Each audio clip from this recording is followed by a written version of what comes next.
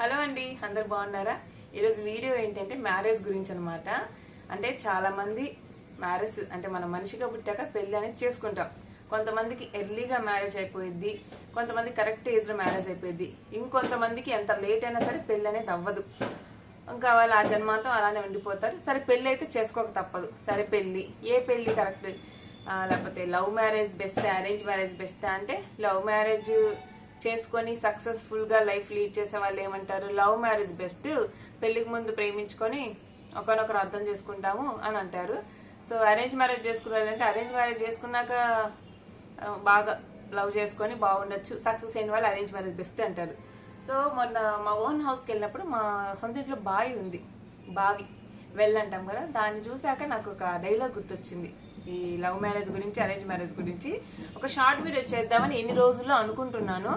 ఇన్ని ఒక long video పెడదాంలే నాకైనా. సారీ ఫర్ డిస్టర్బెన్స్ అండి. ఒకరు బట్టలు ఉతున్నారు, ఒకరు పైన రోడ్లో దంచుతున్నారు. Please ignore the noise, sorry. So topic వెళ్ళిపోదాం. ఆ బావి చూసాక నాకు డైలాగ్ గుర్తొచ్చింది. ఏంటంటే లవ్ మ్యారేజ్ అంటే ఒక అమ్మాయి గాని అబ్బాయి గాని తనకు తానుగా వెళ్ళి బావిలో దూకడం. అరేంజ్ మ్యారేజ్ అంటే కుటుంబ సభ్యులు, బంధువులు, స్నేహితులు, ఈ సమాజం అందరూ కలిసి తోసేయడం. అర్థమైందా? సో లవ్ మ్యారేజ్ అంటే ధైర్యంగా మనం ఒక్కరమే పోయి దూకడం. అరేంజ్ మ్యారేజ్ అంటే అందరూ కలిసి దగ్గరుండి ఘనంగా తోయడం. ఇది నాకు తెలిసిన డిఫరెన్స్. ఎందుకు చెప్పాను? రెండిటి ఉద్దేశం ఒకటే. అర్థమైందా? రెండిట్లో ఒకటే. కానీ ఇక్కడ ఒక తేడా ఉంది. లవ్ మ్యారేజ్ అన్నా బావిలో దూకడమే, అరేంజ్ మ్యారేజ్ అన్నా బావిలో దూకడమే. లవ్ మ్యారేజ్ సింగిల్ గా ధైర్యంగా పోయి దూకుతాం, అరేంజ్ మ్యారేజ్ అందరూ కలిసి ఒకేసారి తోసేస్తారు. సో రెండిట్లో డిఫరెన్స్ ఏంటి అంటే ఇక్కడ ఉంది మర్మం. బావిలో ఉన్నది పెళ్లి కొడుకు లేదా పెళ్లి కూతురు, అబ్బాయి దూకుతుంటే అమ్మాయి, అమ్మాయి దూకుతుంటే అబ్బాయి అనుకోండి. మనము సరే నేను అమ్మాయి పరంగా చెప్తాను. బావిలో మనము లవ్ మ్యారేజ్ పరంగా బావిలో దూకినప్పుడు మంచివాడైతే, వాడికి ఈత వచ్చుంటే, వాడికి ఈత చాత ఉంటే వాడు బతికి మనల్ని బతికిస్తాడు. ఈత చాతగా ఉన్నాడైతే వాడు చేస్తాడు, వాడితో పాటు మనము చేస్తాము. అర్థమైందా? నాకున్న చిన్న బ్రెయిన్తో నాకున్న అవగాహన ప్రకారం చెప్పాను. నిజంగా ఇది నా ఓన్ ఆలోచన అండి. సో ఇది ఈత వచ్చినాడు అనుకోండి, ఇప్పుడు బావిలో ప్రేమించిన అమ్మాయి దూకేసింది. ఈత వచ్చినాడు అనుకో, వాడు ఈదుతాడు, ఈ అమ్మాయిని బతికిస్తాడు. ఈత రానున్నాడు అనుకో, వాడు వచ్చి అమ్మాయి చంపేస్తాడు. అది లవ్ మ్యారేజ్ అవనివ్వండి, అరేంజ్ మ్యారేజ్ అవనివ్వండి, రెండింటి కాన్సెప్ట్ ముందు బావిలో దూకడమే. ఇది విషయానికి వస్తే ఇంకోటి ఏంటంటే, మీరు గమనించండి, సొసైటీలో లవ్ మ్యారేజ్ చేసుకుని సక్సెస్ అయిన వాళ్ళు ఉన్నారు, లవ్ మ్యారేజ్ చేసుకుని అన్యాయం అయిపోయిన వాళ్ళు ఉన్నారు. ప్రేమ అనే పేరుతో మోసపోయిన వాళ్ళు ఎంతో మంది ఉన్నారు. దానికి ఏదో ముసుగులో ప్రేమ అని దాని ప్రేమ పేరు పెట్టేసి వాళ్ళ అవసరాలు తీర్చుకున్నాక ఎవరికి వాళ్ళు దూరం అయిపోతారు. లేదా పెళ్లికి ముందు ప్రేమించుకొని, నిజంగానే ప్రేమించుకొని వాళ్ళిద్దరే ప్రేమలో ఉండి పెళ్లి తర్వాత ఫ్యామిలీస్, అంటే పెళ్లికి ముందు వాళ్ళిద్దరే కదా, పెళ్ళాక ఫ్యామిలీస్, రెండు కులాలు అవ్వచ్చు, రెండు మతాలు అవ్వచ్చు, ఆచార వ్యవహారాలు అవ్వచ్చు, ఈ రెండు తేడా వచ్చేస్తాయి. దానివల్ల వాళ్ళ ఇన్ఫ్లుయెన్స్, అమ్మాయి అమ్మ అనే ఇన్ఫ్లుయెన్స్ వీళ్ళ మీద ఉంటది. ఇప్పుడు ఈ అమ్మాయి అక్కడ నుండి ఇక్కడికి వచ్చింది, ఇంకా ప్రేమించిన అమ్మాయిని, అబ్బాయి గురించి చెప్పుకుందాం. ప్రేమించిన అమ్మాయిని చేసుకుంటే అబ్బాయికి ఎలా ఉంటుంది ఇంట్లో, అబ్బాయి మనసు ఎలా మారిద్ది. మంచి వాళ్ళు అయితే ఓకే, మంచి వాళ్ళు పెళ్లికి ముందు ప్రేమించుంటారు, పెళ్లి తర్వాత ప్రేమించి బాగా చూసుకుంటారు. ఏ స్వార్థం లేని ప్రేమ. నేను ప్రేమించిన అమ్మాయి నేను చేసుకున్నా, నేను బాగా చూసుకుంటా, నేను పిల్లల్ని కంటా, నా ఫ్యామిలీ నాకు జాబ్ చేసుకుని పోషించుకుంటా, లేదా మేమిద్దరం కష్టపడి బాగుంటాం అన్న మైండ్ చెప్తూ ఉంటది. కానీ కొంతమంది పెళ్లికి ముందు ప్రేమిస్తారు, పెళ్లి తర్వాత ప్రేమించి పెళ్లి చేసుకున్నాక వాళ్ళ అమ్మా నాన్న మైండ్ సెట్ ని బట్టి వీళ్ళ మైండ్ సెట్ కొంతమంది మారిపోయింది. అబ్బాయిలు ఎలా తయారవుతారు అంటే, ప్రేమించి పెళ్లి చేసుకున్న అమ్మాయికి వాళ్ళ ఇంట్లో వాళ్ళు ఒప్పుకోకుండా అబ్బాయి పెళ్లి చేసేసుకుంటారు. తీరా ఇంటికి తీసుకొచ్చుకున్నాక వాళ్ళ అమ్మ అంటది, నిన్ను తీసుకోవడం బట్టి మా కట్నం రాలేదు, ఏం రాలేదు, అదే అరేంజ్ మ్యారేజ్ చేసుకున్న కట్నం వచ్చేది కదా అని పోటు పెడితే, ఈ అబ్బాయి కూడా నేను చేసుకోవడం వల్ల నాకు ఏ కట్నం రాలేదు, అదే మా అమ్మ చెప్పిన పెళ్లి చేసుకుంటే నాకు అంత కట్నం రాకపోయినా, ఇంత కట్నం రాకపోయినా. ఇది ఎవరి మాటలు? కొంచెం స్వార్థపరుల మాటలు ఇలా ఉంటాయి. నిజంగా ప్రేమించుకోండి, ఇవి అమ్మ నాన్న మాటలు కూడా ఇక్కడ ఎక్కించుకోండి. అలా ఉంటాయి కొన్ని మాటలు. లేదా ఇంకా కొన్ని ఉంటాయి కదా, ఇంకా వాళ్ళిద్దరికి జాబ్ పరంగా కానీ లేకపోతే ఇంటి ఆచార వ్యవహారాల పరంగా కుదరకపోయినా గ్యాప్ వచ్చేస్తుంది. దేవుడి దగ్గర కానీ, ఒకరు హిందూ అవ్వచ్చు, ఒకరు ముస్లిం అవ్వచ్చు, ఒకరినొకరు రెస్పెక్ట్ చేసుకుంటే ఏ బాధ ఉండదు. సో ఒకరిని నాదే ఫాలో అవ్వాలి, నీది కాదు వదిలేసే అంటే అక్కడ సమస్య వస్తుంది, ఈగో వస్తుంది, నేను ఎందుకు వదిలేయాలి అన్న ఈగో అనేది వస్తుంది. సో అరేంజ్ మ్యారేజ్ విషయానికి వస్తే, అరేంజ్ మ్యారేజ్ కూడా లవ్ మ్యారేజ్ అంటే తెలిసి గుంతలో పడ్డం, తెలిసి తెలిసి తెలిసి తెలిసి గుంతలో పడ్డం. లవ్ అరేంజ్ మ్యారేజ్ అంటే సడన్ గా తెలియకుండానే గుంతలు పడిపోవడం. అంటే అంత దగ్గరుండి మనకి పెళ్లిళ్ళకి సంబంధించి వాళ్ళు ఎవరో పెళ్లి సంబంధం చూస్తారు చేస్తారు, మనం అంతా గుడ్డిగా నమ్ముతాం. పెళ్ళాక వాళ్ళ బతుకు బండారాలన్నీ బయటపడతాయి. మంచి సంబంధాలు అయితే మళ్ళీ చెప్తున్నా, లవ్ మ్యారేజ్ ఎంత సక్సెస్ అవుతాయో అరేంజ్ మ్యారేజ్ అంతే సక్సెస్ అవుతాయి. లవ్ మ్యారేజ్ ఎన్ని ఫెయిల్ అవుతున్నాయి, అరేంజ్ మ్యారేజ్ కూడా అన్ని ఫెయిల్ అవుతాయి. ఎన్నో డివర్స్ కేసెస్ అరేంజ్ మ్యారేజ్ లో ఉన్నాయి, లవ్ మ్యారేజ్ లో ఉన్నాయి. సక్సెస్ఫుల్ లవ్ మ్యారేజ్ లో ఉన్నాయి, అరేంజ్ మ్యారేజ్ లో ఉన్నాయి. ఫైనల్ గా చెప్పాల్సింది ఏంటంటే, లవ్ మ్యారేజ్ అయినా అరేంజ్ మ్యారేజ్ అయినా ఇద్దరికి కుదరాలి. ఇద్దరికి మాత్రమే కాదు, 2 కుటుంబాలకు కుదరాలి. అది అమ్మాయిని లవ్ మ్యారేజ్ చేసుకున్న అమ్మాయిని అబ్బాయి తల్లిదండ్రులు ప్రేమగా చూసుకోగలిగితే అబ్బాయికి ఏ బాధ ఉండదు, తను చూసుకుంటాడు. లేదంటే ఇంకా సమస్య స్టార్ట్ అవుతాయి. ఇంకా వీళ్ళు ఏంటంటే అత్తమామ కట్నం గురించి ఆశించే వాళ్ళు అయితే ఆ అమ్మాయిని ఎప్పుడెప్పుడు వగదించుదాం, మళ్ళీ పెళ్లి చేద్దాం, మళ్ళీ కట్నం తెప్పించుకుందాం అనే భ్రమలో టార్చర్ పెడతా ఉంటారు. సో అరేంజ్ మ్యారేజ్ విషయానికి వస్తే ఏంటంటే, ఆల్రెడీ కట్నాలు బంగారాలు ఘనంగా పెళ్లి చేసుంటారు. ఇంకా ఇచ్చిన దాహం, ఉప్పు నీటికి దాహం తీరదని ఇంకా దాహం తీరక అదనపు కట్నాలు, వేధింపులు, బంగారం బ్యాంకులో పెట్టడాలు బోల్డ్ అని ఉంటాయి. ఉద్యోగం చేయమని పోడు పెట్టడాలు ఇవన్నీ ఉంటాయి. నేనైతే ఒకటే చెప్తా, లవ్ మ్యారేజ్ అయినా అరేంజ్ మ్యారేజ్ అయినా మనకి ముందే అర్థమైపోద్ది ఆ బంధం దేనిక. స్వార్థంతో ఏర్పడిన ప్రేమ వాళ్ళ అవసరం తీరాక వెళ్ళిపోయిద్ది. స్వార్థంతో చేసుకున్న పెళ్లి వాళ్ళకి అవసరం ఏదైతే వాళ్ళకి దక్కదో అది దక్కదని తెలిసినప్పుడు వాళ్ళు కూడా వదిలేస్తారు. అర్థమైందా? లవ్ మ్యారేజ్ అయినా అరేంజ్ మ్యారేజ్ అయినా 2 ఒక్కటే. లవ్ మ్యారేజ్ లో కూడా మనం చాలా జాగ్రత్తగా ఉండి నిర్ణయం తీసుకోవాలి. మళ్ళీ చెప్తున్నా, నేను నమ్మేది ఏంటంటే, కర్మను ఎవరు తప్పించుకోలేరు. నేను ఆస్ట్రాలజీ అనే టాపిక్ ఇందులో తీసుకురావట్లా. తీసుకొస్తే మీకు ఎలా ఉంటుంది అంటే, ప్రతి దానికి తీసుకొస్తున్నా అని ఉంటుంది, నేను తీసుకురావట్లా.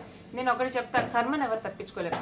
మనకు రాసి పెట్టుంటే, నీకు మంచి జరగాలి అంటే రాసి పెట్టి ఉంటే, నీకై నువ్వు వెతుక్కున్న సంబంధం అమ్మాయి అయినా అబ్బాయి అయినా నీ లైఫ్ చాలా బాగుంటది. అంటే నీకు నేనేమంటున్నా అంటే, కర్మ తప్పించుకోలేము. మనకి మంచి రాసి పెట్టుంటే, మనకు మ్యారీడ్ లైఫ్ బాగుండాలి అని రాసి పెట్టింది. నువ్వు లవ్ మ్యారేజ్ చేసుకో, అరేంజ్ మ్యారేజ్ చేసుకో, నీకు మంచి అమ్మాయి వస్తుంది, మంచి అబ్బాయి వస్తుంది, మంచి ఫ్యామిలీ లైఫ్ చాలా జాలీగా ఉంటది, మంచి పిల్లలు. లేదు నీ బతుకు దాన్ని ఏమంటారు, బ్యాడ్ లక్, మంచిగా లేదు నీది తలరాత, నీకేదో సమస్యలు ఉండాలి అని భగవంతుడు రాసే పంపిస్తారు కదా. నీకు సమస్యలే ఉంటాయి వివాహ జీవితాల్లో అన్నదే అనుకో, ఇద్దరు నువ్వు లవ్ మ్యారేజ్ చేసుకో, అరేంజ్ మ్యారేజ్ చేసుకో, you have to face problems. నువ్వు లవ్ మ్యారేజ్ చేసుకున్నా, అరేంజ్ మ్యారేజ్ అమ్మా నాన్న చెప్పిన సంబంధం చూసుకుంటే జీవితం బాగుంటది అంటే హామీ లేదు. పోనీ నువ్వు సెలెక్ట్ చేసుకున్న సంబంధం చూసుకున్నా బాగుంటుందా అంటే దాంట్లో గ్యారంటీ లేదు.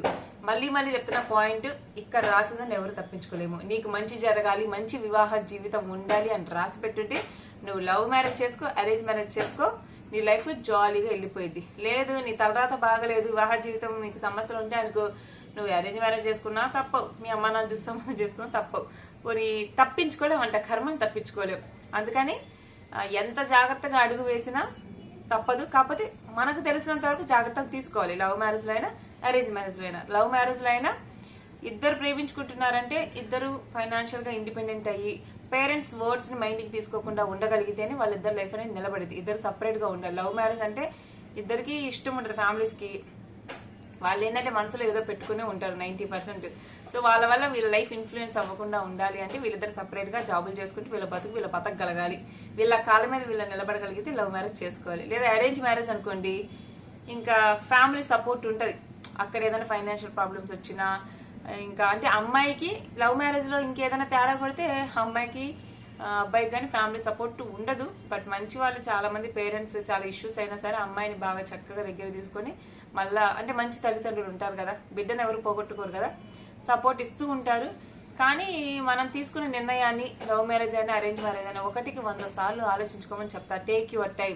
మీరు ఒక వ్యక్తిని పెళ్లి చేసుకోవాలి అని డిసైడ్ అయినప్పుడు 1కి 100 సార్లు ఆలోచించండి. వాళ్ళ ఫ్యామిలీ ఇష్టాలు ఏంటి, వాళ్ళు ఒప్పుకుంటున్నారా లేదా. ఈ అరేంజ్ మ్యారేజ్ లో అయినా సరే మనం అంత ఖర్చు పెట్టి పెళ్లి చేస్తున్నప్పుడు 1కి 100 సార్లు ఆలోచించుకోవాలి. ఎలాంటి వాళ్ళకి ఇస్తున్నాం, ఎలాంటి ఫ్యామిలీకి ఇస్తున్నామని చెప్పాను. కర్మని తప్పించుకోలేము. మనం గొంతలో పడాలంటే ఖచ్చితంగా పడతాం. కానీ మన టైం కొంచెం తెలిసినంత వరకు ఎంక్వైరీ అంటే కొంచెం మనం అవగాహన ఉండాలి. టైం తీసుకుంటే అన్నీ పనిచేస్తుంది బుర్రకి ఆలోచనలు. టైం లేకుండా లవ్ మ్యారేజ్ అయినా హడావిడిగా పెళ్లి చేసుకోవాలి కాదు, పెళ్లి చేసుకున్నాక ఎలా నిలబెట్టుకోవాలి అని ఆలోచించగలగాలి. అది లవ్ మ్యారేజ్ అవనివ్వండి, అరేంజ్ మ్యారేజ్ అవనివ్వండి. ఇప్పుడు అరేంజ్ మ్యారేజ్ లో మోసాలు చేస్తారు.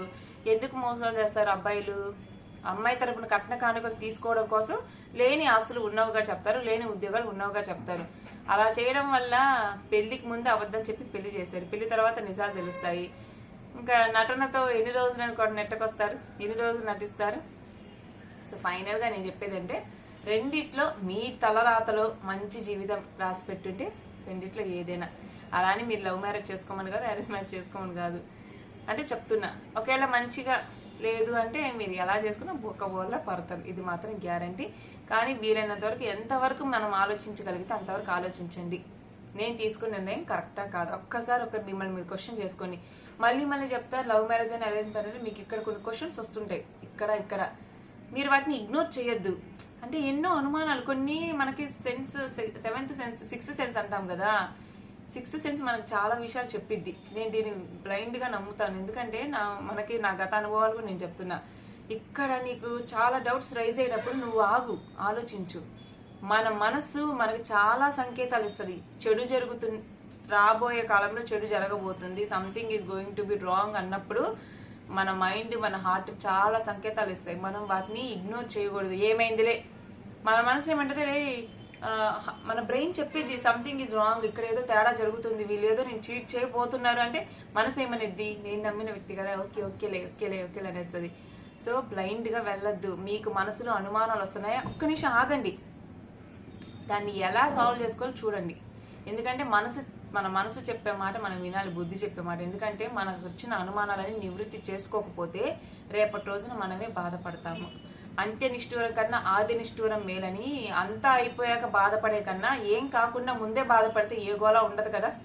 అది వాళ్ళు ఏమనుకుంటారో వీళ్ళు ఏమనుకుంటారో మొహమాటాలు పోయి అనుమానాలన్నీ మనసులో పెట్టుకొని బ్లైండ్ గా పెళ్లి చేసుకుని మళ్ళీ గోడ కొట్టిన బంతాలు తిరిగి వెనక్కి రాకుండా ఉండొచ్చు. సో మీరు అనుకుంటారు ఒక పెళ్ళై సక్సెస్ఫుల్ లైఫ్ లీడ్ చేసే వాళ్ళు ఎవరు మీకు మంచి మాటలు చెప్పలేరు. A failure can teach you lessons, not a successful person. ఓకేనా? A failure can teach you how to become success. So నా వీడియో నచ్చితే లైక్ చేయండి. మీరు లైక్ చేయడం వల్ల ఇలాంటి మరిన్ని వీడియోస్ నేను చేయగలుగుతాను.